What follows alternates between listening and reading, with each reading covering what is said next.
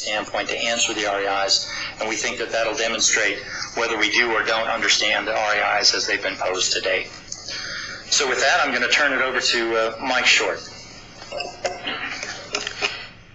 Thank you, John.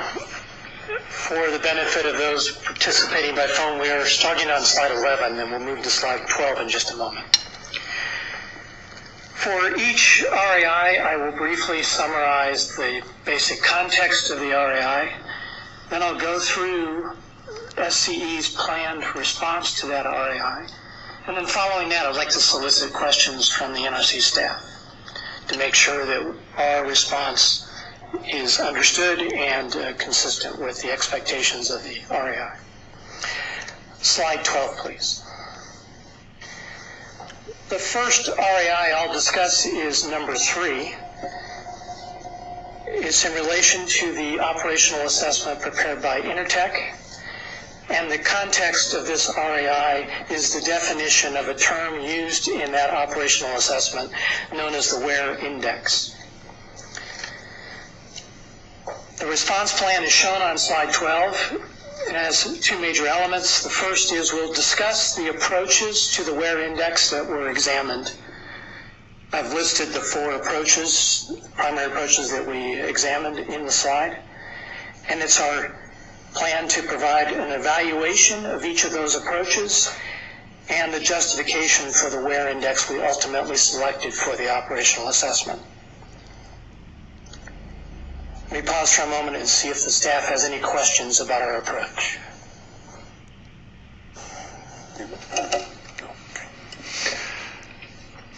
No, Mike, your plan seems like it will be taking a look and discussing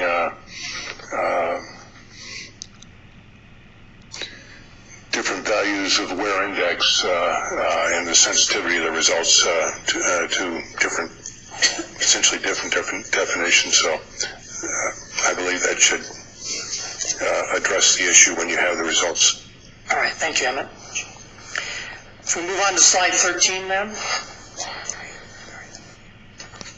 13 refers to REI number 4, again from the Intertek operational assessment, and it's additional discussion again on the content of the WARE Index. Are you clear? Yes, I am. Okay. And our response plan is contained on this slide. The first element of that plan is we will explain that the WARE Index was based on the bobbin inspection program conducted at San Onofre Unit 2. We'll discuss how the WARE Index is correlated to the presence or absence of tube-to-tube wear and its application in the operational assessment model. We'll explain how the changes in the WARE Index are dependent on tube wear at any vibration bar support locations and or tube support plate locations, and that the growth rates were developed based on those wear indications. Again, from the bobbin data. And finally, our response will provide a justification for the bobbin-based wear index utilized in the operational assessment. And again, does the staff have any questions about our approach to this REI? No further questions. I think your plan should give us the information we need. Thank you, Emmett. Next is slide 14. Speaks to the second REI. Again, the context of this is from the Intertek operational assessment.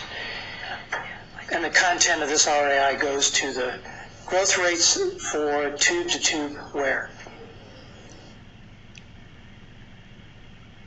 There are a number of additional questions in the REI beyond the summary that I've provided, so I'll speak to those in just a moment. Our response plan will provide an explanation of how growth rates were determined for tube-to-tube wear based on the operational interval and 100% power for Unit 3